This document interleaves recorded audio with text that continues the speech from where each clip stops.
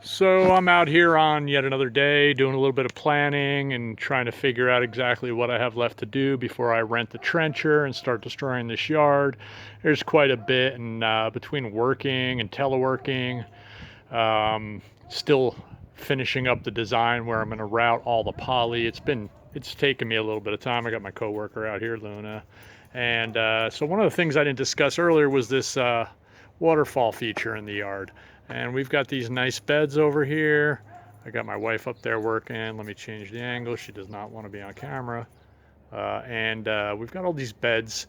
The beds are just last year, they were just massively overgrown, which part of that is just the nature of the beast. And part of that is when you buy your house from an idiot who lets them overgrow every year and does literally no maintenance. So, I mean, you can see this is in serious disrepair.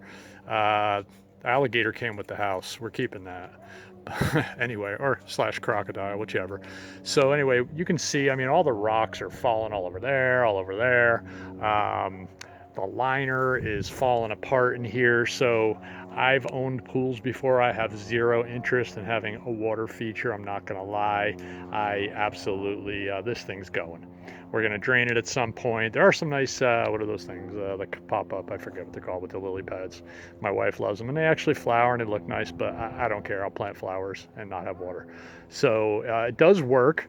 You can see there's a little electrical outlet back in the corner right over there. I don't know if it's blurry or not. I don't want to drop my phone in the pool, in the pond, excuse me. So anyway, this thing we're thinking we're going to probably get rid of it, fill it with dirt, and maybe make it flower beds or something. So all these beds, Wendy has been doing a great job weeding everything all through here, all through here. She's been pulling it out, but it's just like it's a losing battle. And we're thinking we're probably going to cover everything with poly and eventually just kill all the weeds. I'm going to pull all those rocks down. We're actually going to run drips. We're not even sure. I think these are some kind of an aspen. All these trees, they look fantastic in the winter when they have snow all over around them, but and I don't want to really rip them out. I think they're a nice feature. I'm going to pull all the rock out. We're going to put some poly down. We're going to kill everything, and then we're going to plant where we want to.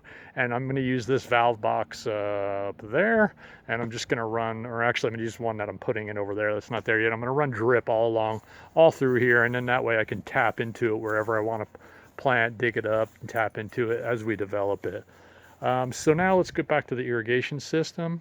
One of the other nice features of this house too, get these old-fashioned stairwell. I'm not sure if it was the original owner who put this in, if you paid somebody to do it, but it's fantastic. I mean, I just like it. It's very visually pleasing.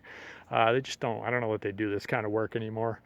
I love it. So anyway, so we've got this valve box over here. So let's go take a look at that. So I dug this guy out probably a couple weeks ago. There's probably not enough resolution to see that. There we go. And we're going to be cutting all those out and rerunning lines. I'm not going to bother digging up the old lines. I'm just putting all new lines in.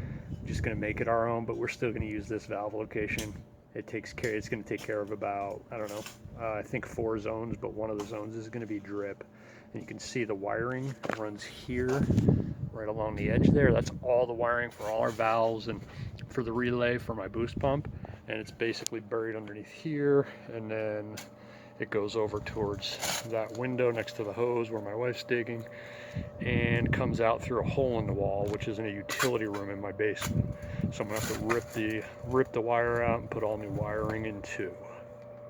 Real quickly, this is the utility room window. So if you go through that window, and I'll show you when I make the interior portion of this, what we have is way down there. You can kind of see right there is an electric line. So we're going to be doing some trenching, and since we're going to be trenching, we need to know how far down it is. It's down about 1.5 feet, and I believe I'm doing a 13-inch trencher. So we should be good. And where this runs, we have no idea. I think it comes out and across, and where it would run to is basically over behind that tree. There's an electric box with 2 outlets. There's a switch in the utility room. You turn that on, and there's a pump that plugs into those outlets, and basically it's on or off. So you turn the switch in the utility room, it fires up the pump, and then the whole waterfall feature that eventually is getting absolutely ripped out because I do not want to deal with water. That's eventually going to, go, but for the moment, we need to know where that is when we're trenching. I mean, I'll kill it at the circuit box, but I don't want to dig the whole line up. I just needed to know about how deep it is, and it's consistently about another 18 inches over there. So I'm just gonna go through the yard. I'm gonna kill it, and if I cut it, I'll deal with that. I'll just cap it and shut it down, and later on I'll trench it or something. And then the other thing we got going on over here is we have 2 holes.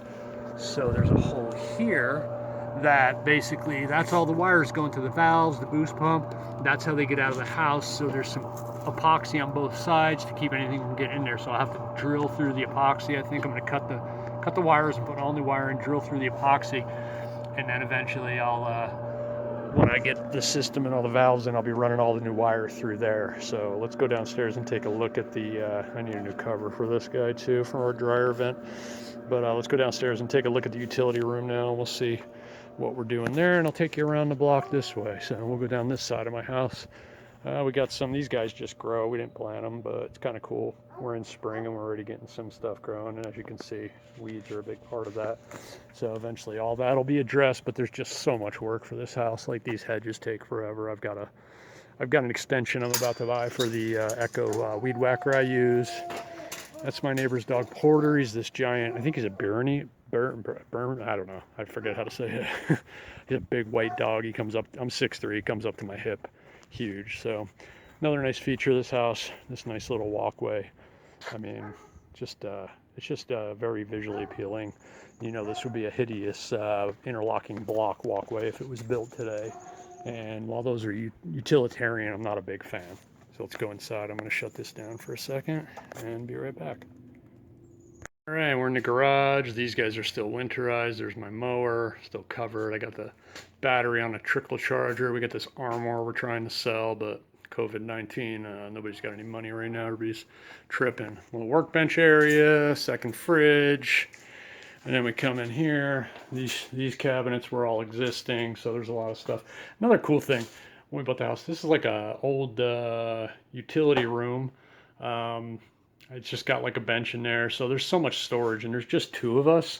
We've got way more. We got about 2,700 and change, I think, square footage. But there's so much work. Like, look at this carpet. This is the existing carpet when we moved in. It's filthy. It's disgusting. It's hideous. Most of the basement is paneled like this, and that's clearly got to go. Real good, I guess, in the 60s and 70s, but not so much now. And then we got this utility room, which is kind of a nice thing I've never had any of the houses I've owned. Just some, got all our furnace and our water heater. That's some kind of a softener, but it's not connected, it doesn't work. So anyway, now we got all our irrigation timers in here, and this is the switch that goes to the pond right here, and the waterfall. It's got some manual timer, basically auto times it, and then this is how the electric to the box outside to the pump gets through the wall and outside. So this is actually hardwired. It's just into another outlet over here, so it connects here. So I don't know exactly how I'm going to get that handled. And then the wiring for all these guys, and they sell, I can get rid of, I have 18 zones with these 3 timers, and I'm going to be adding another timer because one of them is going to be a drip zone, and I don't want that connected to the boost pump. I don't need the boost pump destroying my drip lines because they're so much smaller and their PSI is way less. So, but eventually I'll combine all 3 of these into one, and I'll have a separate one for the drip.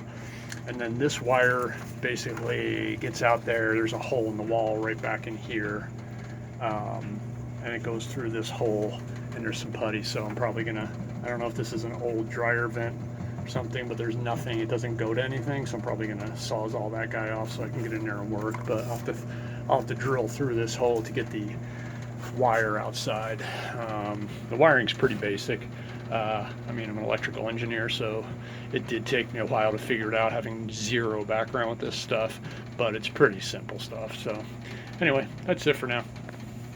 Love Utah.